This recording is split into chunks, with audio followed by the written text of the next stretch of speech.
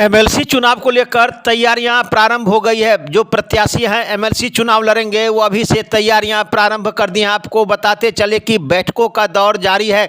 इसी क्रम में Swami Vivekananda teachers training college Vasudevpur में जो है सो दरभंगा, मधुबनी, समस्तीपुर के प्रबुद्ध लोगों के साथ जो वर्तमान में Swami Vivekananda teacher training college के निदेशक हैं डॉक्टर श्याम नारायण कुमार, जो बिहार सरकार में पूर्व शिक्षा निदेशक रह चुके हैं, वो भी अपना उम्मीदवारी पेश कर रहे हैं। इसी को लेकर इन्होंने अपने इस संस्थान में एक बैठक किया। 21 सितंबर को इन्होंने अपने संस्थान में बैठक किया, जिसमें कि दरभंगा, मधुबनी और समस्तीपुर के जो बुद्धिजीवी वर्ग के लोग हैं, जो इनके समर्थक हैं, इस बैठक में ये लोग शामिल हुए।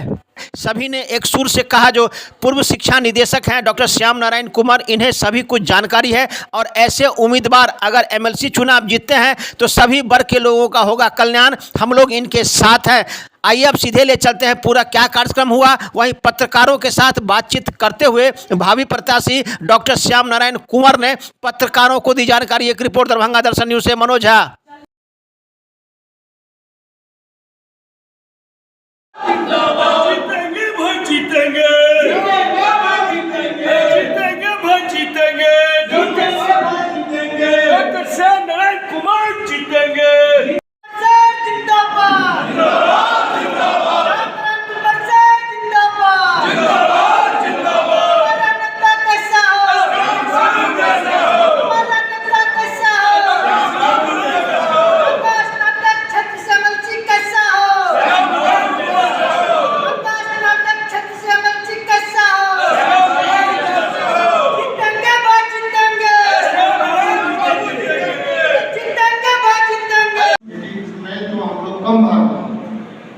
एडमिनिस्ट्रेटिव मीटिंग में भी बात करते थे कैसे जनता का भला होगा। आपको एक उदाहरण का दे देता हूँ, जिससे आपको बात समझ में आएगी। वो साइकिल योजना के बारे में हम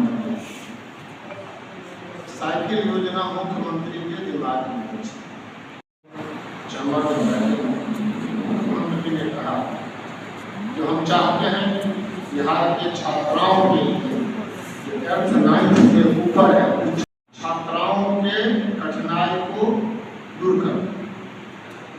पैसा कितना है? मार्च का महीना था, मार्च का जरूर 4-5 दिन 6 दिन बचा हुआ होगा, तो 20, 22, 24 मार्च को सरकार के पास 85 करोड़ रुपया लौटा। हमने सरकार में निदेशक उच्च शिक्षा के रूप में जो कार्य किया है वह पूरा स्टेट देखा था। मिथिला यूनिवर्सिटी तो बहुत नज़दीक से देखा। हमें स्मरण है, मिथिला यूनिवर्सिटी ने पहली बार कहा बहुउद्देशीय भवन हम बनाना चाहते हैं। हमने कहा प्रस्ताव भेजिए कितना लगेगा। उसने कहा 85 लाख रुपया में मेरा मल्टीपर्पज़ हॉल, जो तालाब, दिग्घी तालाब के, हराही तालाब के किनारे है, हमने एक मुश्त 85 लाख रुपया देकर मल्टीपर्पज़ हॉल बनवा दिया। हमने मिथिला यूनिवर्सिटी में जो भी डिमांड गया सभी का सभी हम उसको देते रहे। यह जानकर कि मिथिला के लोग गरीब हैं, मिथिला के लोग मेधावी हैं लेकिन धनवान नहीं हैं। इस पैसा से जो भला हो जाएगा मिथिला का, वो भला होता रहेगा। ये तो काम मेरे क्षेत्र में था तो कर लिया। हमें ग्रेजुएट्स को, अनएम्प्लॉयड को कैसे सुविधा मिलेगी ये तरीका हमें पता है। सरकार से कैसे लड़ा जाता है ये भी हमें पता है, क्योंकि जो लड़ने आते थे वो हम जानते थे। अब सवाल है, जो प्रत्याशी अगर हम हैं तो जिताकर भेजना, जितने हमारे साथ बैठे हैं उनका कर्तव्य है, और उनकी समस्याओं का समाधान करना मेरा कर्तव्य होगा।